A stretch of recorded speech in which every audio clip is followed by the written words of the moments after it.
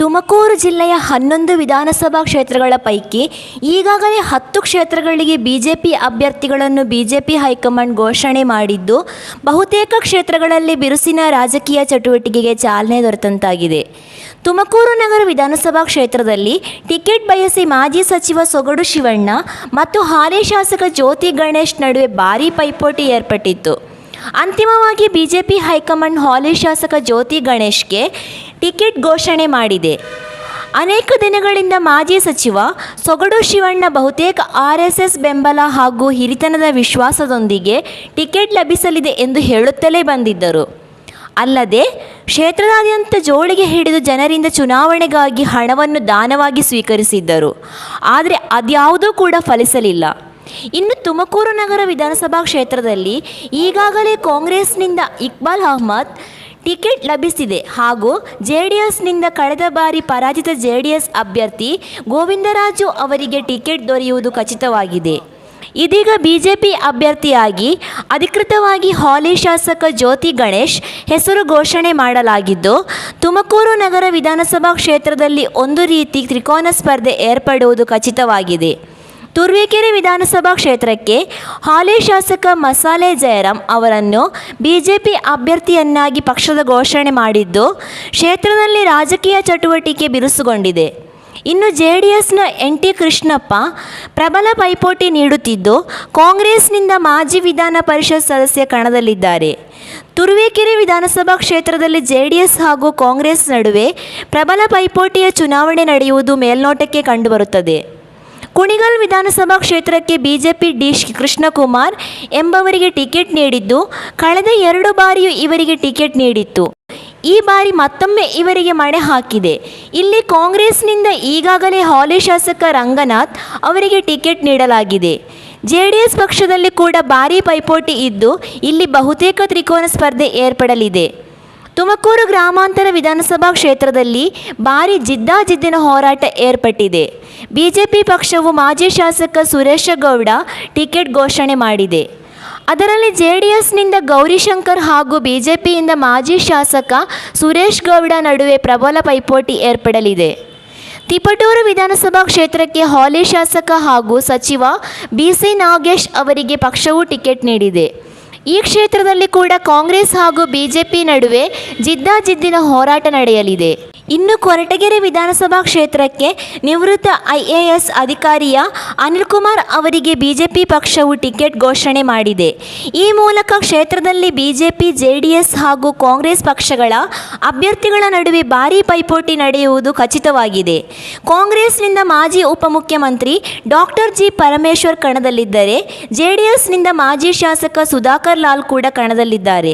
ಪಾವಗಡ ವಿಧಾನಸಭಾ ಕ್ಷೇತ್ರಕ್ಕೆ ಕೃಷ್ಣಯ್ಯ ನಾಯಕ್ ಎಂಬವರಿಗೆ ಬಿಜೆಪಿ ಪಕ್ಷವು ಟಿಕೆಟ್ ನೀಡಿದ್ದು, ಹೊಸ ಮುಖವನ್ನು ಪರಿಚಯ ಮಾಡುತ್ತಿದೆ. ಈಗಾಗಲೇ ಕಾಂಗ್ರೆಸ್ನಿಂದ ವೆಂಕಟೇಶ್ ಹಾಗೂ JDSನಿಂದ ತಿಮ್ಮರಾಯಪ್ಪ ಎಂಬವರು ಕಣದಲ್ಲಿದ್ದಾರೆ.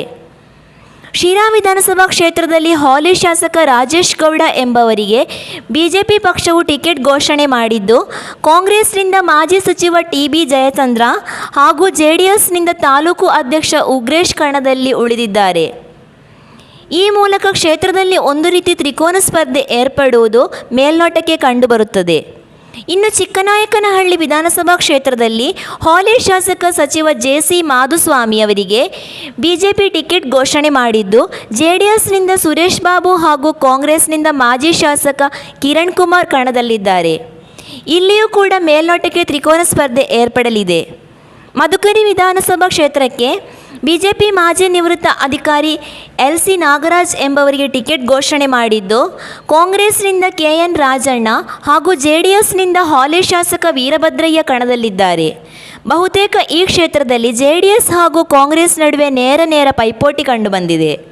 ಇನ್ನು ಈಗಾಗಲೇ ಮಾಜಿ ಸಚಿವ ಸೋಮಣ್ಣ ಅವರ ಮಗ ಅರುಣ್ ಎಂಬವರಿಗೆ ಗುಬ್ಬಿ ವಿಧಾನಸಭಾ ಕ್ಷೇತ್ರದಲ್ಲಿ ಟಿಕೆಟ್ ಬೇಡಿಕೆ ಇರಿಸಲಾಗಿದ್ದು, ಬಿಜೆಪಿ ಪಕ್ಷವು ಗುಬ್ಬಿ ವಿಧಾನಸಭಾ ಕ್ಷೇತ್ರದ ಟಿಕೆಟ್ ಇನ್ನೂ ಘೋಷಿಸಿಲ್ಲ. ಸರ್, ಇದು ಭಾರತೀಯ ಜನತಾ ಪಾರ್ಟಿಯ ಎಲ್ಲ ನಮ್ಮ ರಾಷ್ಟ್ರೀಯ ಮುಖಂಡರುಗಳಿಗೆ ಮತ್ತು ರಾಜ್ಯದ ನಮ್ಮ ನಾಯಕರುಗಳಾದಂಥ ಸನ್ಮಾನ್ಯ ಯಡಿಯೂರಪ್ಪ ಸಾಹೇಬರಿಗೆ, ಬೊಮ್ಮಾಯಿ ಸಾಹೇಬರಿಗೆ, ನಮ್ಮ ರಾಜ್ಯಾಧ್ಯಕ್ಷರಾದಂಥ ಸನ್ಮಾನ್ಯ ನಳಿನ್ ಕುಮಾರ್ ಕಟೀಲ್ ಸಾಹೇಬ್ರಿಗೂ ಕೂಡ ನಾನು ಜನರ ಪರವಾಗಿ ಕಾರ್ಯಕರ್ತರ ಪರವಾಗಿ ನಾನು ಅವ್ರಿಗೆ ಅಭಿನಂದನೆಗಳನ್ನು ಹೇಳ್ತೇನೆ. ಮತ್ತು ತುಮಕೂರಿನಲ್ಲಿ ಖಂಡಿತವಾಗಿಯೂ ನಮ್ಮ ಮೇಲೆ ಭರವಸೆ ಇಟ್ಟು ಅವ್ರೇನು ಟಿಕೆಟ್ ಕೊಟ್ಟಿದ್ದಾರೆ, ಖಂಡಿತವಾಗಿಯೂ ಮತ್ತೆ ಕಮಲವನ್ನು ತುಮಕೂರು ನಗರದಲ್ಲಿ ಅರಳಿಸ್ತೀವಿ ಅಂತ ನಾವು ಅವ್ರಿಗೆ ಈ ಸಂದರ್ಭದಲ್ಲಿ ಹೇಳೋಕ್ಕೆ ಇಚ್ಛೆಪಡ್ತೇನೆ. ಇವತ್ತು ಸಾವಿರಾರು ಸಂಖ್ಯೆಯಲ್ಲಿ ಕಾರ್ಯಕರ್ತರುಗಳು, ಹಿತೈಷಿಗಳು ಇವತ್ತು ಮತ್ತೆ ಬಿ ಜೆ ಪಿನ ಕರ್ನಾಟಕದಲ್ಲಿ ತರಬೇಕು, ನರೇಂದ್ರ ಮೋದಿಯವರ ಕೈ ಬಲಪಡಿಸಬೇಕು ದೇಶದಲ್ಲಿ ಅಂತೇಳಿ ಎಲ್ಲರೂ ಕೂಡ ಆಸೆ ಇಟ್ಕೊಂಡಿದ್ದಾರೆ. ಆ ಒಂದು ನಿಟ್ಟಿನಲ್ಲಿ ನಾವು ಖಂಡಿತವಾಗಿಯೂ ಹೆಜ್ಜೆ ಹಾಕ್ತೀವಿ. ತುಮಕೂರು ನಗರದಲ್ಲಿ ವಿಶೇಷವಾಗಿ ಬಿ ಜೆ ಪಿನ ಗೆಲ್ಲಿಸ್ಕೊಡ್ತೀವಿ ಅಂತ ಈ ಸಂದರ್ಭದಲ್ಲಿ ಹೇಳಕ್ಕೆ ಇಚ್ಛೆ. ಸರ್, ಕಾಂಗ್ರೆಸ್ಸೇ ಪ್ರತಿಸ್ಪರ್ಧಿ. ಕಾಂಗ್ರೆಸ್ ಟ್ರಯಾಂಗ್ಯುಲರ್ ಆಗ್ಬೋದು, ಬಟ್ ಇಲ್ಲಿ ನೀವು ಬೇಸಿಕ್ ಕೋಟ್ ನೋಡಿದ್ರೆ ಇಲ್ಲಿ ನಮಗೆ ಯಾವಾಗಲೂ ಕಾಂಗ್ರೆಸ್ಸೇ ಪ್ರತಿಸ್ಪರ್ಧಿ. ಇದು ತುಮಕೂರು ನಗರ ಕ್ಷೇತ್ರ ವಿಶೇಷವಾಗಿ ಡಿಲಿಮಿಟೇಷನ್ ಆದಮೇಲೆ ಆಗಿದ್ದು 2008 ನಂತರ. ಅದಕ್ಕೂ ಮುಂಚೆ ನಿಮ್ಗೆ ಮೂಡಿಗೆರೆ, ಮಲ್ಸಂದ್ರ, ಕಸ್ಬಾ ಇದೆಲ್ಲ ಸೇರೋದು ನಮಗೆ. ಆದರೆ 2008 ಆದಮೇಲೆ ಪ್ಯೂರ್ ಸಿಟಿ, ಟೋಟಲಿ 100% ಕಾರ್ಪೊರೇಷನ್ ಒಳಗೊಂಡಂಥ ಈ ಅಸೆಂಬ್ಲಿ ಕಾನ್ಸ್ಟಿಟ್ಯೂನ್ಸಿ ಆಗಿದೆ. ನೀವು ಅವಾಗ ಕಂಟಿನ್ಯೂಸ್ ಆಗಿ ನೋಡಿದ್ರೂ ಕೂಡ ನಮಗೆ ಬಿ ಜೆ ಪಿ ವರ್ಸಸ್ ಕಾಂಗ್ರೆಸ್ಸೇ ಯಾವಾಗಲೂ ಇರೋದು. ಜೆ ಡಿ ಎಸ್ಸು ಬೇರೆ ಬೇರೆ ರೀತಿಯಲ್ಲಿ ಲಾಸ್ಟ್ ಟೈಮ್ ಸೆಕೆಂಡ್ ಬಂತು. ಸೊ ಕಾಂಗ್ರೆಸ್ ನೇರ ಪ್ರತಿಸ್ಪರ್ಧಿ, ಟ್ರಯಾಂಗ್ಯುಲರು ಮುಂದೆ ಆದರೂ ಒಂದು ಏನು ಆಶ್ಚರ್ಯ. ಈಗ ಬಂಡಾಯ